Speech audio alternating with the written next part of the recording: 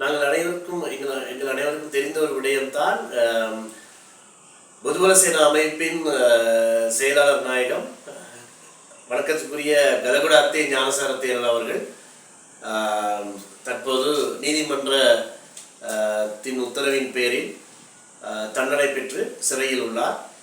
தற்போது இலங்கையில் உள்ள பௌத்த பீடங்கள் அனைத்தும் அவரை விடுதலை செய்யுமாறு ஜனாதிபதிக்கு வேண்டுகோள் விடுத்திருக்கின்றார்கள் பொது மன்னிப்பினூடாக.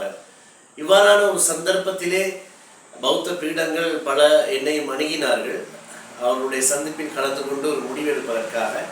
வேலைப்படும் காரணமாக நான் அவ்வாறான கூட்டங்களிலே எனக்கு கலந்து கொள்ள இயலாமல் போய்விட்டது.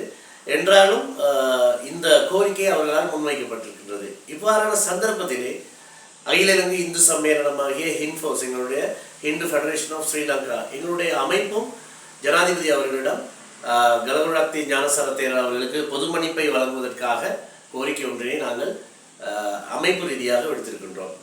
இந்த சூழ்நிலையில் பல்வேறு தரப்பினரிடம் இருந்தும் கேள்விகள் எழுந்துள்ளது. என்ன காரணத்திற்காக நீங்கள் கலகுடாத்தே ஞானசார தேரர் அவர்களுக்கு மன்னிப்பு வழங்குமாறு ஜனாதிபதி அவர்களிடம் கோரினீர்கள் என்று.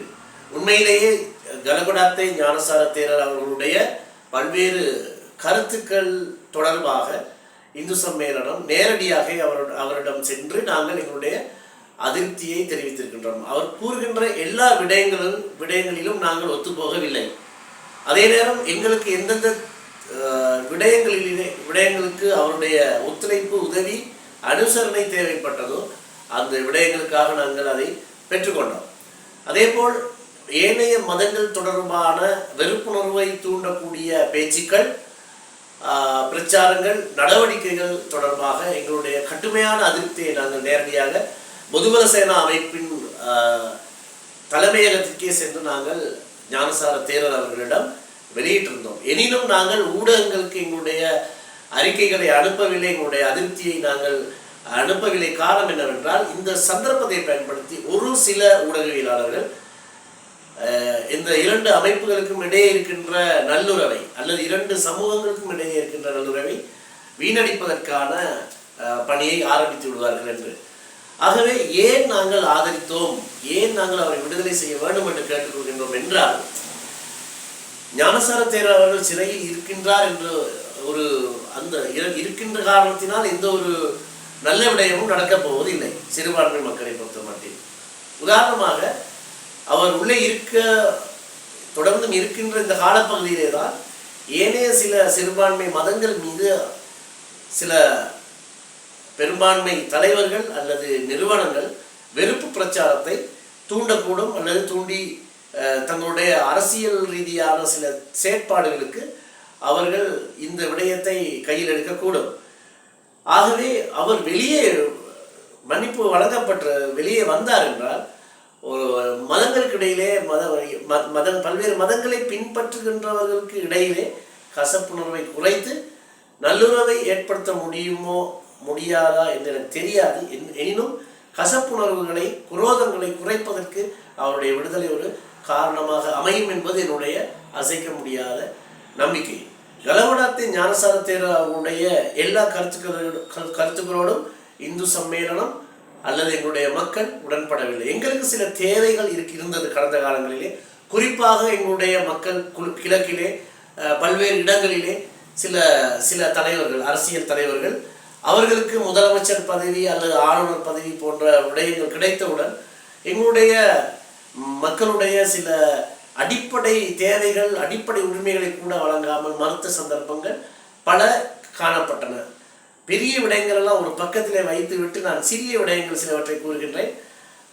கிழக்கு மாகாணத்தில் இருக்கின்ற எங்களுடைய மக்களுடைய கால்நடைகளை மேய்ச்சல் தரைகளிலே விடுவதற்கு கூட அந்த அரசியல்வாதிகள், சில மக்கள், மத தீவிரவாத சிந்தனை கொண்ட சில மக்கள் அனுமதிக்கவில்லை. அதை அங்கிருந்த அந்த மதத்தினுடைய முதலமைச்சர்கள் அல்லது ஆளுநர்கள், அந்த சமூகத்தை சேர்ந்தவர்கள், அவர்கள் அவங்களோட போலீஸ் அதிகாரத்தை பயன்படுத்தி எங்களுடைய மக்களை தடுத்திருந்தார்கள். இதுபோல் கிழக்கு மாகாணத்தில் இடம்பெற்ற ஆசிரியர் இடமாற்றம், இதுபோல் அடுக்கிக் கொண்டே போகலாம். பல்வேறு கோயில்கள் மீதான தாக்குதல்கள், சில கிழக்கு மாகாணத்திலே சில அடையாளங்களை மாற்றியமைக்க எடுத்த முயற்சிகள் என்று ஒரு தொடர் கதையாக கிழக்கு மாகாணத்தில் நடந்த சில சம்பவங்கள் எங்களை பொதுவ சேனாவினுடைய அனுசரணையை கோருவதற்கு காரணமாக அமைந்தது. ஆகவே அப்படி இருந்த போதிலும் கூட பொதுவ சேனாவினுடைய சில மதங்கள் தொடர்பாக அவர்கள் முன்வைத்த கருத்துக்களை நாங்கள் ஏற்றுக்கொள்ளவில்லை. அதனால்தான் கடந்த சில காலங்களாக 3-4 வருடங்களாக நாங்கள் பொதுபல சேனா அமைப்போடு நல்லுறவில் இருந்தாலும் கூட அவருடைய செயற்பாடுகளிலே நாங்கள் சேர்ந்து சில விடயங்களை செய்வதை தவிர்த்திருந்தோம். பல்வேறு வகையிலே கோரிக்கைகளை விடுத்திருந்தோம். சில விடயங்களை மென்மையாக சொல்லுங்கள், சில விடயங்களை நல்ல மொழியிலே சொல்லுங்கள், சில விடயங்களை ஏனைய மதத்தினுடைய தலைவர்களுடைய மனசை புண்படுத்தாத விதத்திலே அவர்களோடு கலந்துரையாடி சில விடயங்களை தீர்ப்பதற்கு முயற்சி செய்யுங்கள். எனினும் அவர்கள் அதை காதில் வாங்கி போட்டுக்கொள்ளாத ஒரு சூழ்நிலையிலே நாங்கள் அவர்களோடு சேர்ந்து இயங்குவதை நாங்கள் தவிர்த்திருந்தோம். எனினும் எங்களுடைய நல்லுறவு எங்களுடைய பௌத்த மக்களோடும் ஏனைய மக்களோடும் இருக்கின்றது. ஆகவே இந்த சூழ்நிலையிலே இனங்களுக்கு இடையிலே மதங்களுக்கு இடையிலே ஒரு நல்லுறவை ஏற்படுத்துவதற்காக, ஒரு புரிந்துணர்வை ஏற்படுத்துவதற்காக நீதிமன்றத்திலே தான் கூறிய கடுமையான வார்த்தைகளுக்கும் வசனங்களுக்கும் மன்னிப்பு கோரியிருந்தார் ஞானசார தேரர் அவர்கள். அவ்வாறு மன்னிப்பு கோரியிருந்த ஒரு சந்தர்ப்பத்திலே ஜனாதிபதி அவர்கள் மன்னிப்பது அல்லது மக்கள் அந்த குறித்த புண்பட்ட அந்த சமூகம் அவரை மன்னிப்பது சால சிறந்தது. நான் விடிவெள்ளி பத்திரிகையிலே வெளியிடப்பட்டிருந்த